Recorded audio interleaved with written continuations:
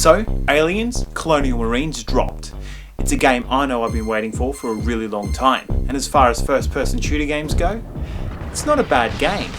I sat down, I put my homework on hold, I told my mum I wasn't available for comment. Man, if she knew I was playing an Alien game, I'd be in trouble for like a year. Luckily, when she bursted through my door, it didn't look like an Alien game. Nothing scary, no monsters, just shooting. I got off lucky here. Colonial Marines follows a group of Marines into a war zone. There's plenty of aliens, but by having you fighting against other Marines as well, the game captures this intense action feel. Yep, shooting up shit was fun.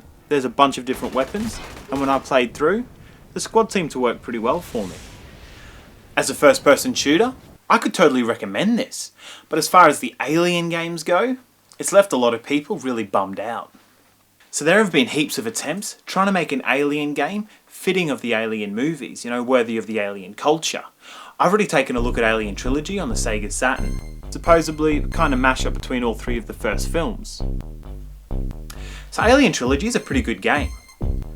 But what about an Alien game based solely around a movie no one wants to admit to making?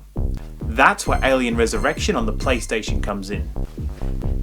So I didn't mind the movie. There are a few good scenes. Visually, I thought it looked better than Alien 3. But the best thing to come out of this movie is the game they made to tie into it, that they released 4 years later. There are no secrets here. Right in the opening movie, you get a good eyeful of the aliens and see some of the carnage unfold. It's a game based off the fourth movie. We all know what aliens look like now, but Resurrection, it plays off that. The first time you see an alien, it's actually chasing a dude, and part of the ship explodes right in front of you, blowing them both up. It is the perfect setup to the game.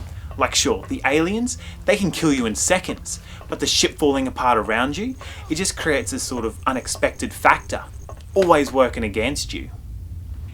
It creates an awesome environment to play through, and as you make your way through the halls of the ship, you can see the devastation that those xenomorph attacks have caused.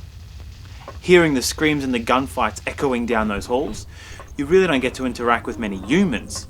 They're mostly dead.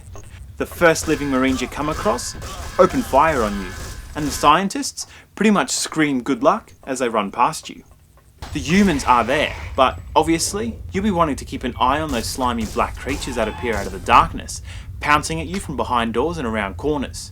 The aliens move fast, and even for a game with so many narrow corridors without anywhere to move, the aliens still manage to sneak up on you, jumping from the walls and attacking you. The differences here with Colonial Marines is that this isn't a war game. Ammo is scarce for every gun but the pistol. And sure, there are aliens lurking around, but you're not going to be facing armies of them. I guess you're not staging a mission right through the heart of a planet that they've overrun. I mean, that'd be stupid, right? In this game, just like the movie, you have to get to the Betty, the mercenary spaceship. And even though ammo is scarce, you're not going to do well against the xenomorphs without packing a little bit more heat. Shotguns, smartguns, flamethrowers, grenade launchers. You'll find plenty of ways to see what's inside those aliens. Watch them squirm in pain. Not even a flamethrower will stop a facehugger sneaking up on you. If you don't have a portable autodock unit handy, there's a pretty high chance you're not going to survive an alien bursting through your chest. In the movies, no one survives. But to be honest, not that many people have been face-hugged. Currently, the mortality rate is at 100%, but with a bit more data and watching a few more face-huggings, we might actually see that mortality rate dropping down to something like 99.9%. Between the aliens and the face-huggers, you're not going to see a lot of variety. Obviously the face-huggers only had the humans to infect, so there's no different xenomorph species here. Well, except for the queen and the newborn. So what's an alien hive without a queen? Pretty small. That's not the case here though. The queen is dug in really deep, and once you take her out, that's when the newborn starts getting really pissed off. I should mention, if you try and run Alien Resurrection on anything newer than a PlayStation 2, you're going to run into a few glitches, like doors not opening, sound clips not playing all the way through.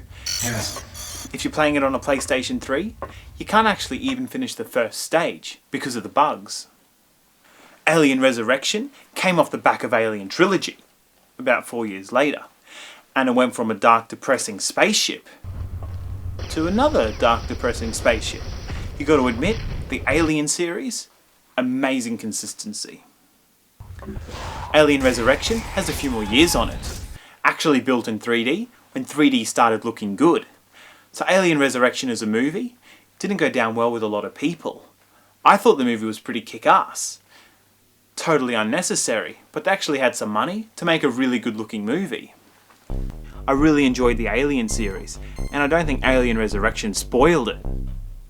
I always thought it was a bit of a return to form. Aliens was full of military equipment and big gunfights, whereas Alien 3 was based around a single alien running rampant through an alien population. Alien Resurrection, on the other hand, has multiple aliens, armed security staff and mercenaries, and humans working against humans. It sets up some really awesome pacing and conflict. And so here we are, with an Alien game based off a movie that wasn't really well accepted. A game that sets up an awesome atmosphere where everything is working against you, and it gives you this real feeling of helplessness.